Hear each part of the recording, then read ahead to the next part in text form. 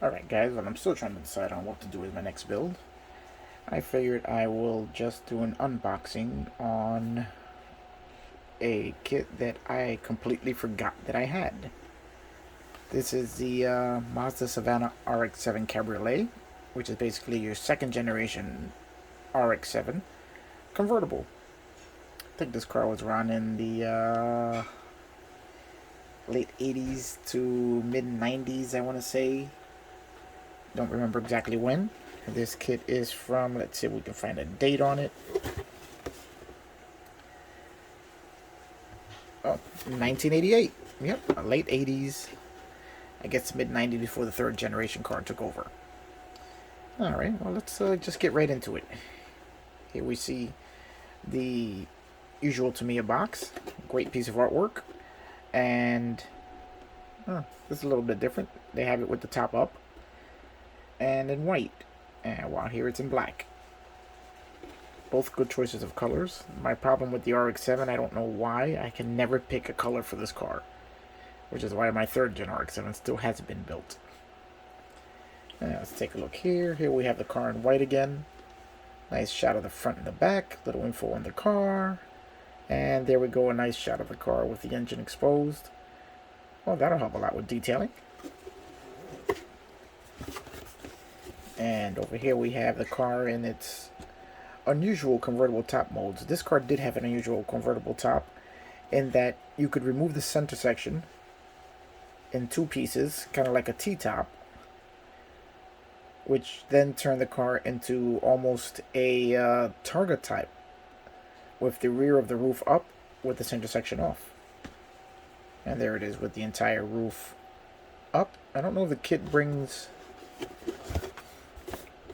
the parts necessary to have it in its Targa configuration, but we're going to find out. Alright, let's take a look and see what's inside. Let's just open this up. This is another one of my favorite cars from the 80s, late 80s, early 90s. It was a neat little car. People complained that it got a little too fat and too heavy for its second generation. And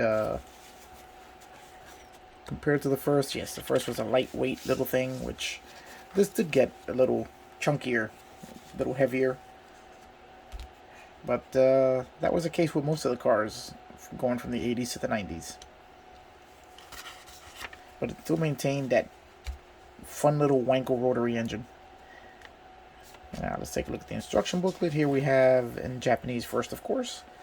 Then all the other languages with information on the car. A great picture of the car here. And here we have some Tamiya tips. Now, let's see what we got going on here as far as the engine goes. The third generation car is a little bit of a letdown, as it doesn't have the full drivetrain, but this one is not. So you can see here it's got the full rotary, the transmission, and the drive shaft all as one assembly. Oh, which is very cool. And here we have the air cleaner to be installed, the manifolds, the turbo. Yeah, this is actually going to be a nicer build than the third generation car, as you're going to be building the entire drivetrain. Alright, that sounds like fun. And here we go, you go straight to installing the drivetrain in the second step, right into the chassis. And here we have poly caps, the usual Tamiya method of mounting wheels to the cars. Okay, let's just keep going here. Standard Tamiya wheels. Here we have, very similar to the third generation RX-7. We have a control arm assembly with our undercarriage cover. We do have posable steering. And here we have the entire rear differential and differential carrier assembly with control arms, shocks and struts. Just open this up here. Here we have some just the wheels, standard Tamiya pegs into the poly caps, exhaust. Okay, and now we're back to the engine. We're putting it on our intake. We're putting the brake master cylinder in. And what I'm assuming is probably the battery. Oh, and for left-hand steering, you just swap everything to the other side. Or at least the brake master cylinder gets swapped to the other side. You have the opportunity to do it right or left-hand steering, similar to the third generation car. Okay, here's our interior. We have, oh, look at this. I think you have a wind deflector here. Oh, interesting. Which you can put into the folded position or the upright position. Seats, standard Tamiya stuff here. Here we have our two dashboards for left and right hand drive. Here we have interior tub goes in, dash goes in, windshield. I'm not really sure what this is here. Maybe a wiper motor. And I'm not really sure what that is. Guess we'll figure that out when we get to it.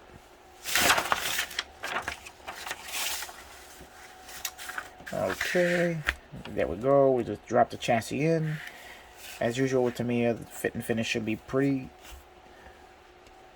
smooth and easy to put everything together. And here we have a opportunity to make either headlights up or headlights down. Don't know which one I'm gonna choose. I mean, you all know how much I love my pop-up headlights, but apparently it's either or, not both.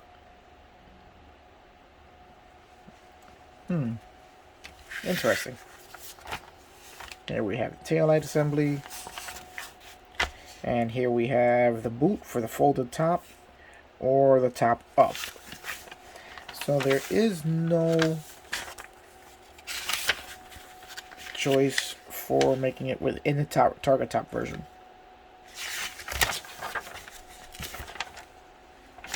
Alright, that's interesting enough. Let's take a look at what else is in this. Okay, here we have the body.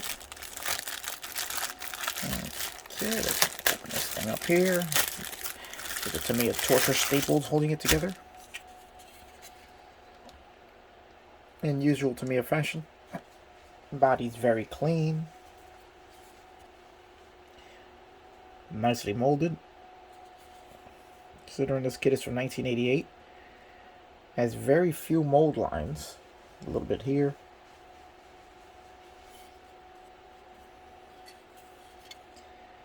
Tamiya quality has always been above reproach. You know, a little bit of mold line here, which is going to have to be cleaned up. A little bit there. But overall, very, very minimal cleaning up needed. Even on a kit of this vintage. Alright, let's put you to the side. Let's take a look at the parts here. Here we have the wheels. They do look good. The chrome definitely looks good. It's not too shiny. Nicely molded. Here we have our hood. Our headlights up, headlights down. Pick things up, put things down. Right here we have our mirror, our spoiler.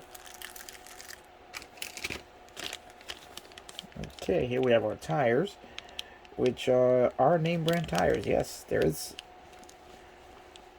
are names molded into the tires, tire sizes. Nice detail there. I want to say those are Pirellis. The tread is really, let me see if we can zoom in on that. Can we see that? Tread is really nice.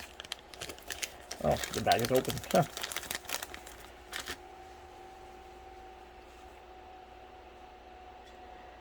There is, let me see if I can get you a better look at the tire tread here. There we go. Nicely molded. Very nicely.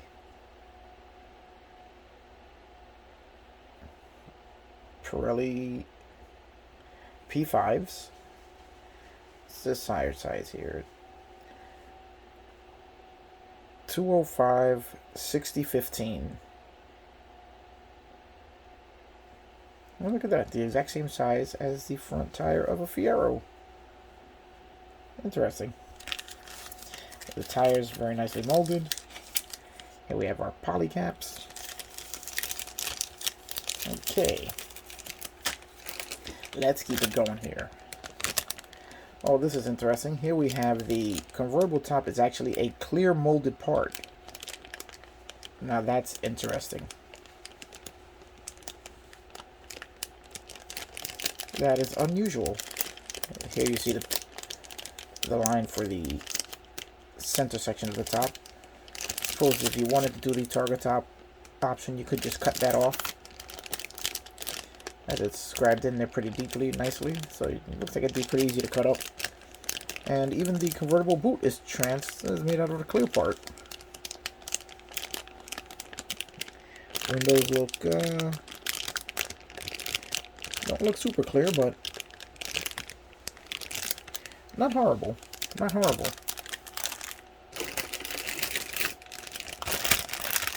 Okay, let's take a look at what else we have going here. First time this has been open since 1988.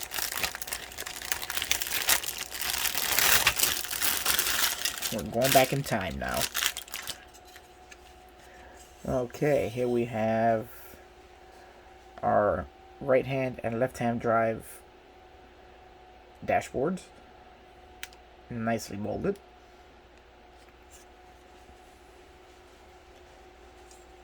Here go our seats, our front suspension. Here go our brake calipers and rotors.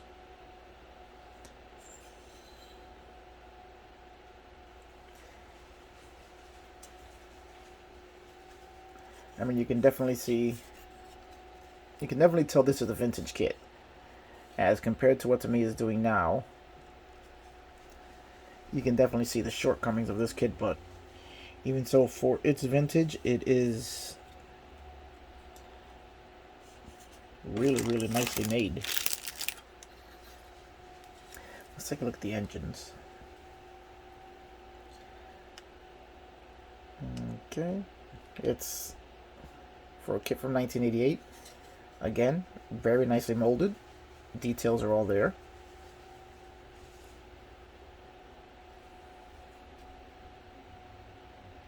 There's our wind deflector.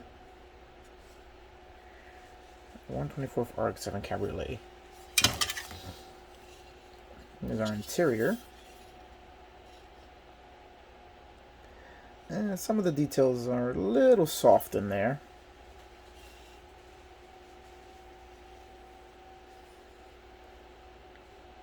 Oh, these are nicely made. I mean, look at the springs on that.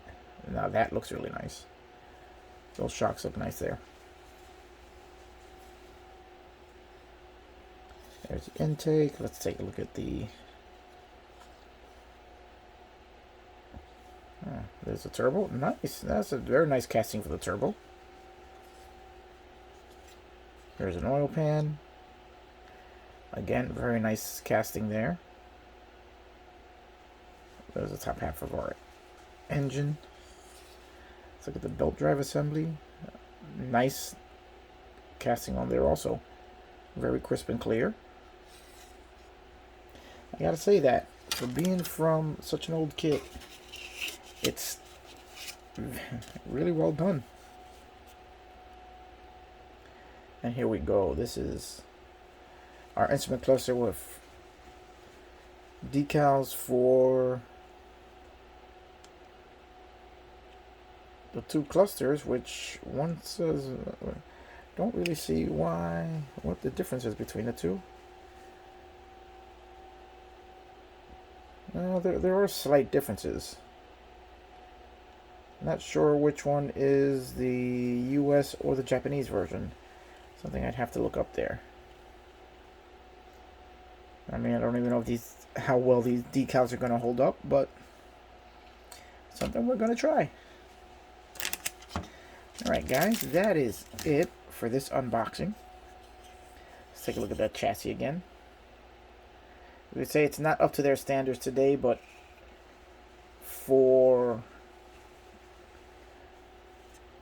the vintage of look at those shocks. Those are really nicely molded. Yeah, these kits are. It is really nicely done.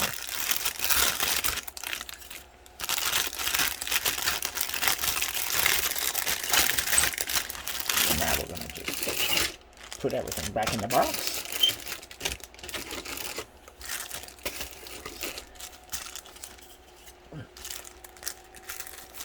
And even back then in the 80s, when everybody was just slapping all their parts in one bag and throwing it in a box,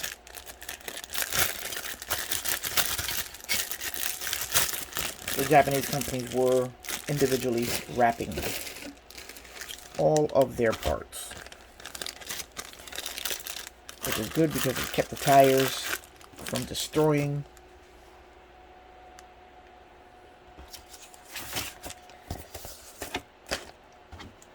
windshields, as they have been known to do after sitting in boxes for years.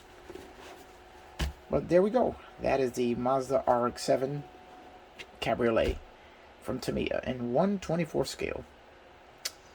Alright guys, that's it for this unboxing. And I guess I will see you guys on the next one, where we'll be having some more of this model-like fun. Alright. Remember to like, subscribe, thumbs up, yada yada yada, blah blah blah. Alright guys, I'll see you on the next one.